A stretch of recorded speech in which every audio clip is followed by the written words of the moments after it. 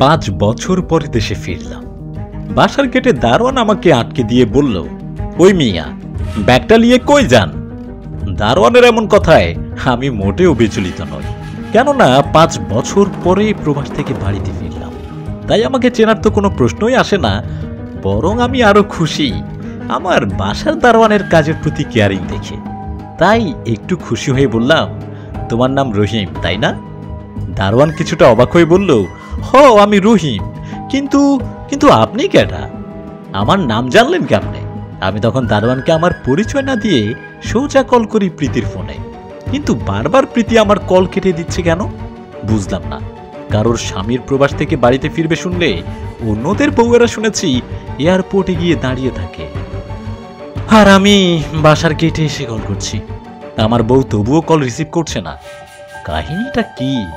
অতঃপর আর চেষ্টা না করে দারোয়ানকে গিয়ে বললাম, আমি তোমার স্যার, তোমার প্রীতি ম্যাডামের স্বামী।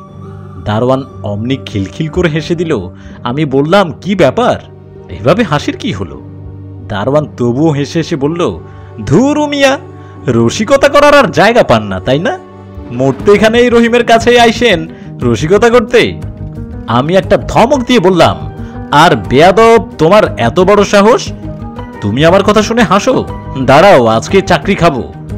অমনি দারোয়ান আবারও একটা বিক্কেল মার হাসি দিয়ে বলল, ভাইজানের মনে হয় মাথায় বিশাল সমস্যা আছে, তা না হইলে দুনিয়ায় এত কিছু খাওনের থাকতে কেউ চাকরি খাইতে চায় নাকি? আমি তখন রেগে দারোয়ানকে ধাক্কা মেরে বাসার মধ্যে ঢুকে পড়ি।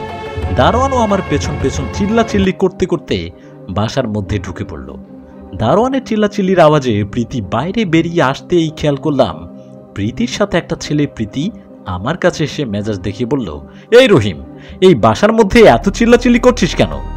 আমি বললাম, দেখো না, বাড়ির এই দারোয়ানটা আমাকে চিনতেই পারছে না, শেষে জোরপূর্বক ঢুকতে হলো আর কি। দারোয়ানকে বললাম, কিরে বেটা, দেখলি তো এবার আমি কে?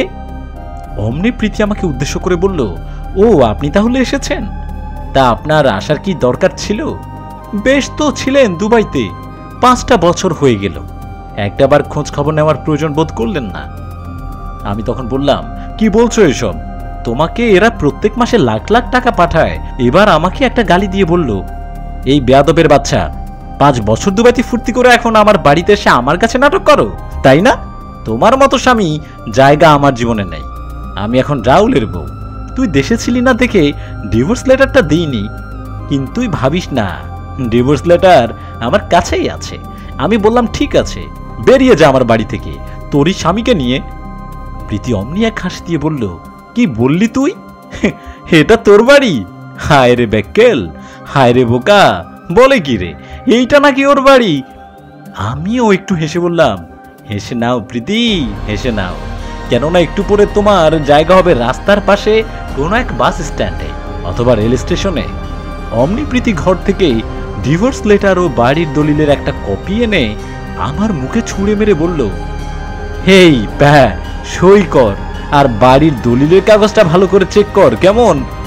আমি তাড়াহুড়ো করে দলিল চেক করে দেখি ওখানে প্রীতির নাম। সাথে সাথে আমার মন ভেঙে গেল।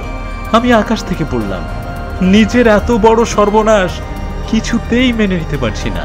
আমার চোখের পানি চলে এলো। প্রীতি তখন কবিরকে বলল, এই কবির, লাথি মেরে তাড়িয়ে দিয়ে ভিখারির বাচ্চাটাকে দূর করে দাও। এই বলে সে ঘরে চলে গেল। আমিও চুপচাপ দারোয়ানের একটার পর একটা ধাক্কা খেতে খেতে একটু একটু করে নিজ টাকায় করা বাড়ি থেকে বের হতে থাকলাম। দারোয়ান আমাকে বাইরে বের করে দিয়ে বলল, কি ভাইজান, খুব চাকরি খাওয়ার শখ, তাই না? কি করব, কোথায় যাব? এই 5 বছরে আত্মীয় স্বজন যারা ছিল সবার সাথে টাকার অহংকারে প্রীতির ঝামেলা করেছে এবং আমাকে দিয়েও বাজে বাজে কথা শুনিয়েছে। তাই এখন আর কারোর কাছে যাওয়ার মুখ নেই। তাই দিন শেষে এই অধমের ঠাঁই হলো রেল স্টেশনের প্ল্যাটফর্মের বেঞ্চে।